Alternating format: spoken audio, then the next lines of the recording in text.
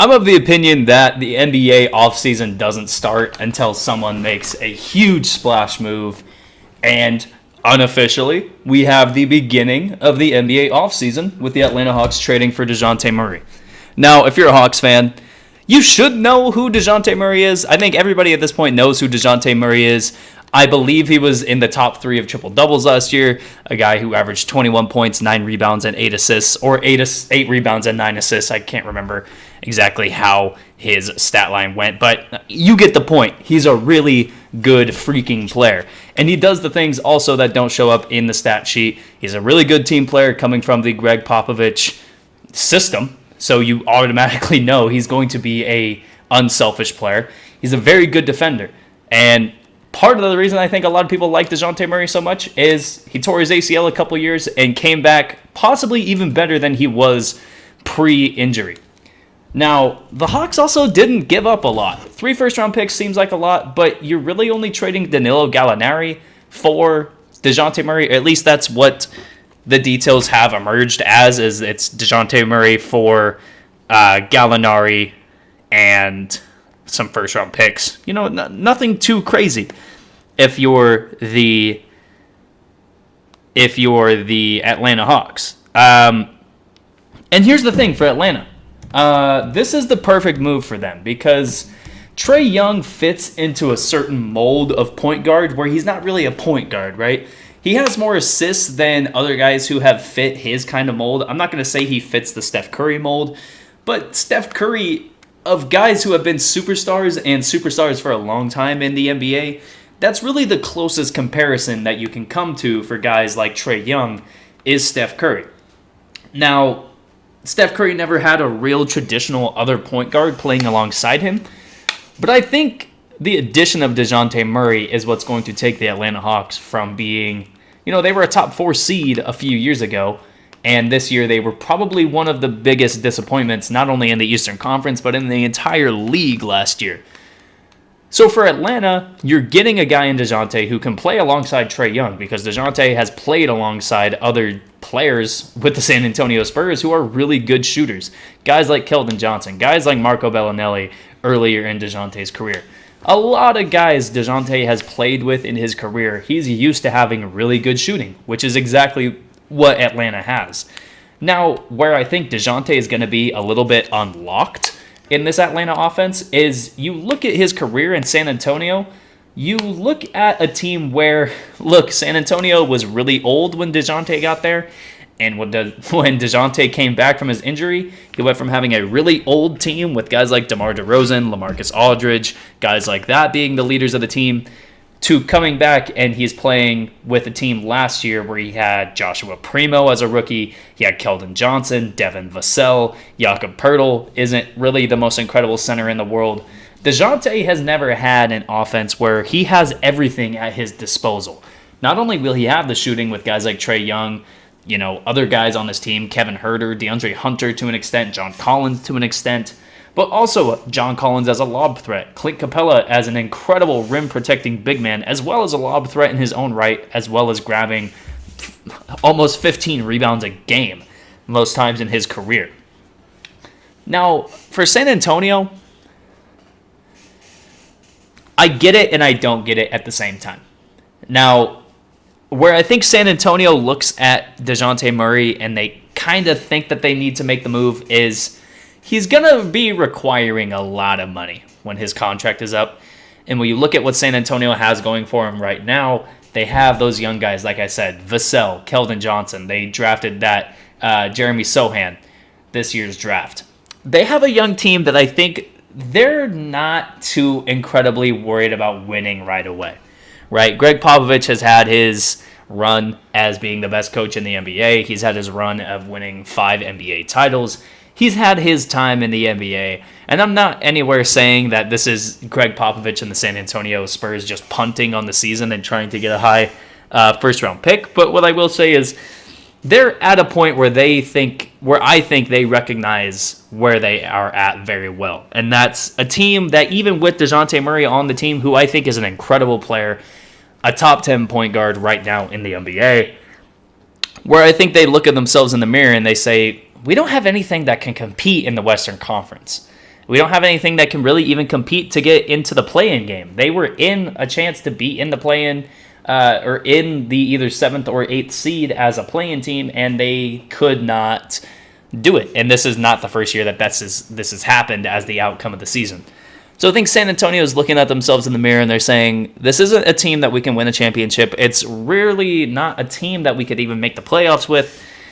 Let's let somebody like Dejounte Murray, who's kind of rebuilt our team from being the post-Tony Parker, Tim Duncan, Manu Ginobili era Spurs to just a young, fun team who can get up and down the court and try to play some defense. He did that really well, and he was one of the young guys who led the new era of the Spurs, like I said, post that Big Three era in San Antonio.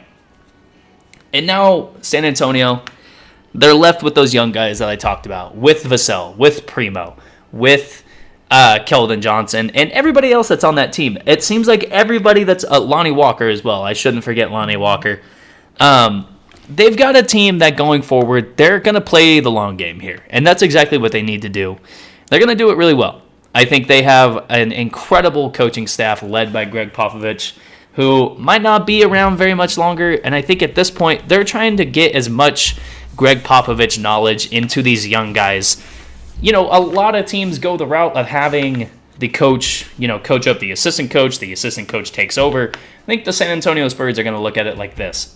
If Greg Popovich can instill the attitude and the ethics and the principles of what those, mid-20 or early 2010 whole 2000 era Spurs were, if he can instill all of those great qualities into the players themselves, it's going to be a lot easier once he leaves for the players to kind of not really teach the new coach how things are going to go, but kind of just set their own example for themselves to be a great team. And I think San Antonio, going forward, they're not going to be very good for the next few years, but that doesn't mean that they're not going to be a good team in about 5 to 10 years. So is Atlanta a championship contender? Honestly, you look at the Eastern Conference, you look around at the other teams, and what the Atlanta Hawks now have is a defensive, I don't want to say a way to hide Trae Young, but they have a way to supplement Trae Young's deficiencies with Dejounte Murray. Throw in the fact that he's an incredible playmaker, he's an incredible rebounder at the point guard position, he's an incredible rebounder, period. This team in Atlanta, if they can get John Collins to get back to the elite level we've seen him at, if they can use Clint Capella efficiently, if DeAndre Hunter can take the next step in his development, if Kevin Huerter comes back to the team, and the rest of this team gets fleshed out with, high energy bodies and guys who can shoot, then this team can get back to where they were 2 years ago as a top 4 seed in the Eastern Conference and having home court advantage at least through the first or second round of the playoffs. I really see no reason why they cannot. Where this is going to kind of fall down to, and this is kind of how it's gone for this guy the last few years as the head coach of the many teams that he's been a head coach for, this is going to kind of come down to Nate McMillan. I think there's going to be a great bond, a great chemistry between Nate McMillan and this team, especially with Dejounte Murray as well. Listen,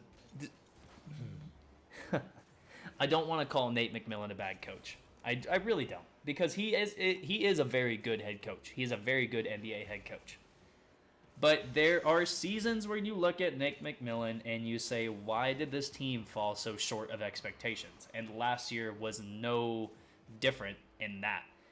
I think you look at the year before that they had, it was kind of a surprise that they made a top 4 seed.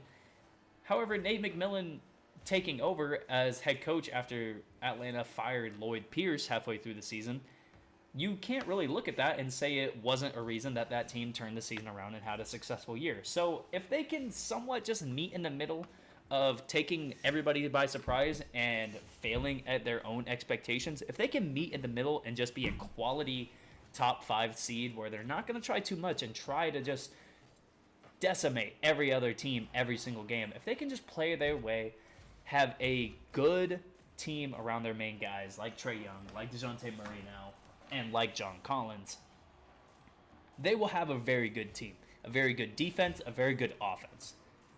And going forward, I'm excited to see what this team's going to do. I hope they can make a championship run. Like, I wish every team could win a championship every single year. But for Atlanta, it's going to be tough, right? I don't know if you can ever win an NBA Finals right now without having a five-man that can at least do a little bit offensively. Now, Clint Capella is a better offensive threat than many of the other guys who fit into the rebounding, shot-blocking, rim-running mold that Clint Capella fits into. But I think this Atlanta team can do a lot in the East with a weak Eastern Conference. And who knows? Maybe we see them in the conference finals again, and maybe we see them push somebody to a 7-game stretch in that conference finals. I don't see them winning.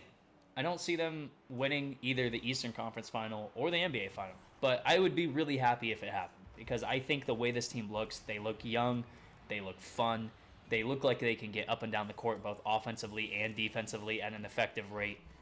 And they look like a team who's going to be a very high playmaking, high three-point percentage shooting team. And that's something that, in today's NBA, that's a few of the ingredients you need to have a highly successful recipe for winning. And I'm excited to see where Atlanta goes from here.